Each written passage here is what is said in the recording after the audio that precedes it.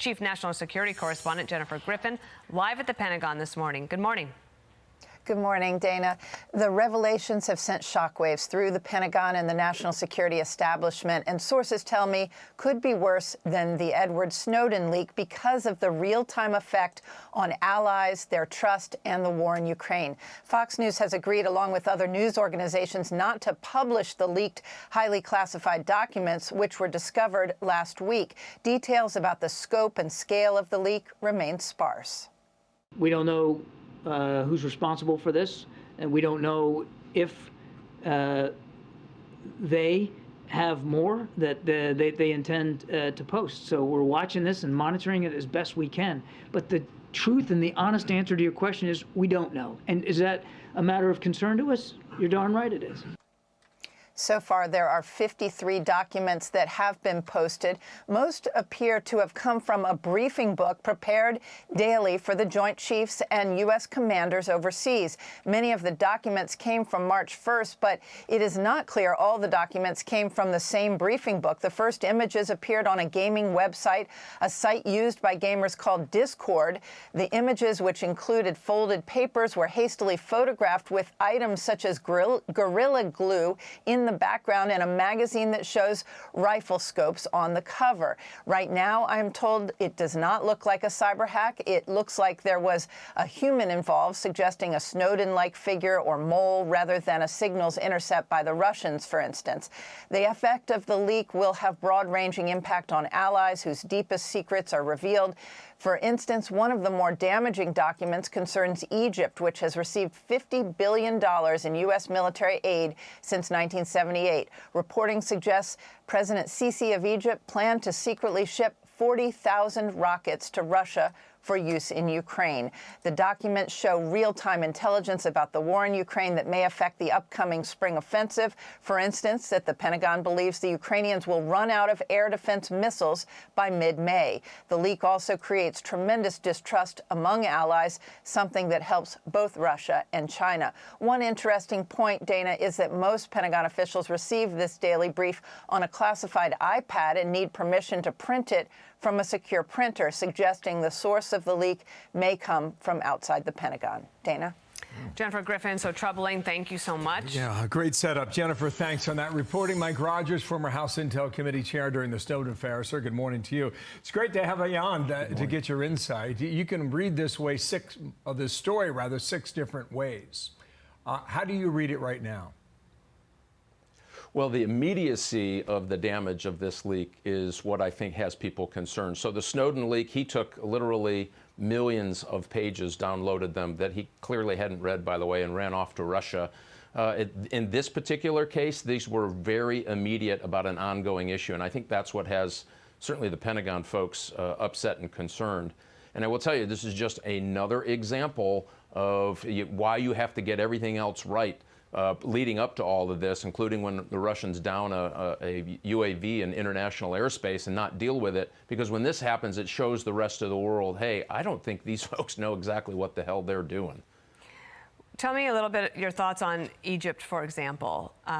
With friends like these, right? I mean, we give them a lot of aid. And to find out that they were actually thinking of working with the Russians in order to help them in the war against Ukraine. So the one thing I'd be cautious, we don't know if this was a conversation that the Russians initiated and the Egyptians were at least entertaining. We don't know that, so I don't want to slam the Egyptians just yet. But what I will tell you is 82% of their grain, and I knew this going into last year, they were having huge issues about food shortages that they thought were going to create riots in the streets of Egypt because so much grain came through Ukraine. And remember when the Russians blockaded the grain shipments, it caused a huge problem for Egypt.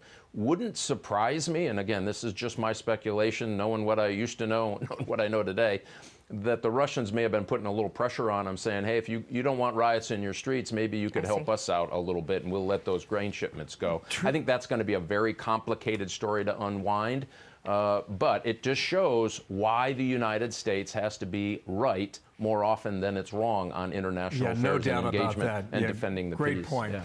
Try and tie this thread together, because you can read deeply, as I said in the first question a moment ago. Egypt, we give them up to $2 billion a year, half for decades. The UAE is now hosting Iran. That's an issue. They're dated in February, which some suggest that it's outdated information now. And there are Russian military bloggers that point out misspellings.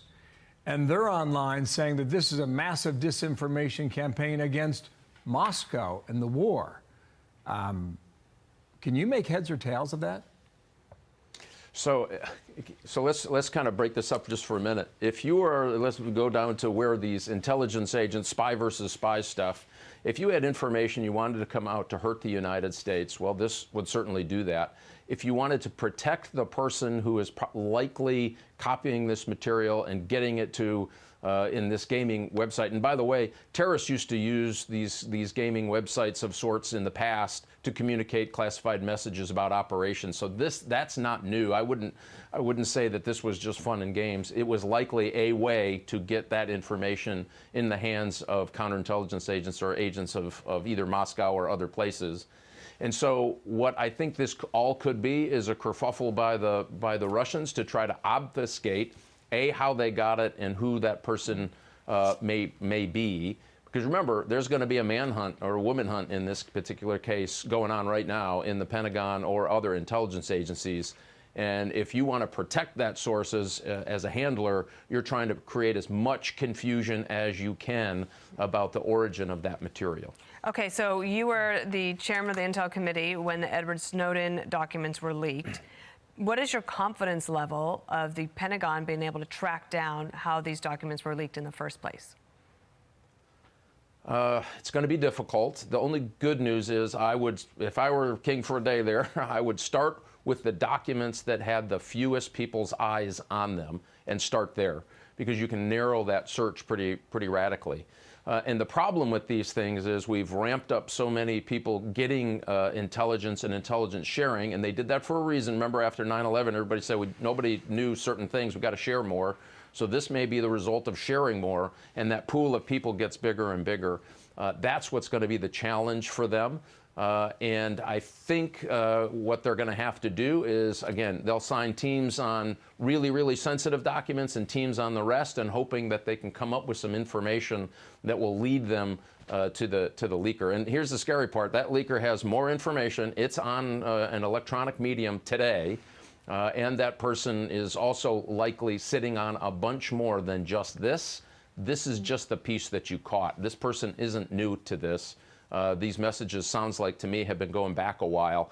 U.S. intelligence just didn't catch it until very recently. You're a great guest. Thank you, Mike Rogers, for coming on. We'll stay in contact with you and see what we can find out. Thank you all. Yeah, you bet. Thank you. I'm Steve Doocy. I'm Brian Kilmeade. And I'm Ainsley Earhart. And click here to subscribe to the Fox News YouTube page to catch our hottest interviews and most compelling analysis.